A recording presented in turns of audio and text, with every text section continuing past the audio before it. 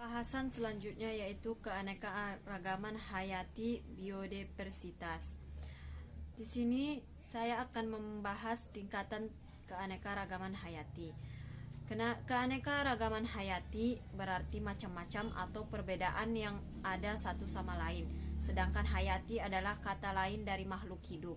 Secara ilmiah, arti dari keragaman adalah perbedaan antara makhluk hidup mulai dari jenisnya, spesies, gen, dan ekosistem. Perbedaan ini dipengaruhi oleh sifat makhluk hidup itu, seperti fungsi organ, tempat hidup, manfaat bagi ekosistem.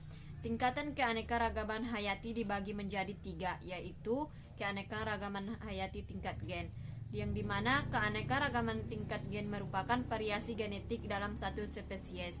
Tingkat tersebut timbul karena setiap individu mempunyai bentuk gen yang khas. Gen adalah materi dalam kromosom makhluk hidup yang mengendalikan sifat organisme.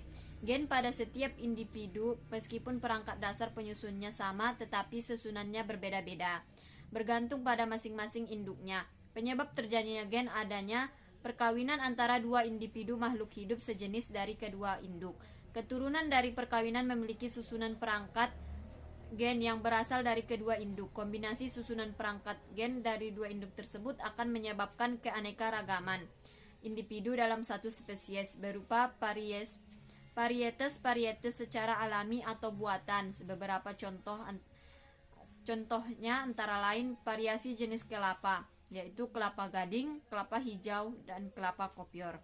Variasi jenis padi, yaitu IRPB, Rezole Sedani, Barito, Delangu, Bumi Ayu, dan sebagainya. Keanekaragaman tingkat individu atau spesies jenis. Dua makhluk hidup mampu melakukan perkawinan dan keturunan yang fertil, mampu melakukan perkawinan dan menghasilkan keturunan, maka kedua makhluk hidup tersebut merupakan satu spesies.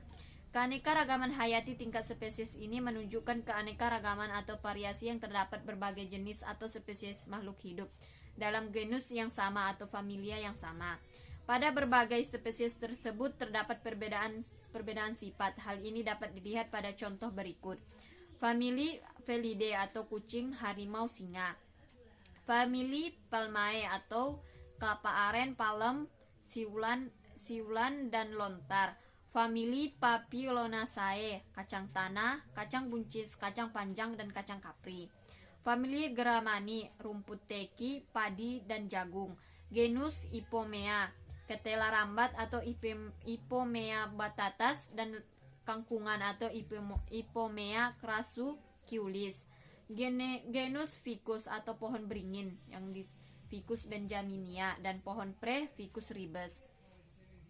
Selanjutnya keanekaragaman tingkat ekosistem. Ekosistem berarti suatu kesatuan yang dibentuk oleh hubungan timbal balik antara makhluk hidup komponen biotik dan lingkungannya komponen abiotik. Setiap ekosistem memiliki ciri-ciri lingkungan fisik, lingkungan kimia, tipe vegetasi atau tumbuhan, dan tipe hewan atau spesifik. Kondisi lingkungan makhluk hidup ini sangat beragam. Kondisi lingkungan yang beragam tersebut menyebabkan jenis makhluk hidup yang menempatinya beragam pula. Keanekaragaman seperti ini disebut sebagai keanekaragaman tingkat ekosistem. Faktor abiotik yang mempengaruhi faktor biotik diantaranya adalah iklim, tanah, air, udara, suhu, angin, kelembapan, cahaya, mineral, dan tingkat keasaman. Variasi faktor abiotik menimbulkan kondisi berbeda pada setiap ekosistem. Untuk mengetahui adanya keanekaragaman hayati pada tingkat ekosistem dapat dilihat dari satuan atau tingkatan organisme kehidupan di tempat tersebut.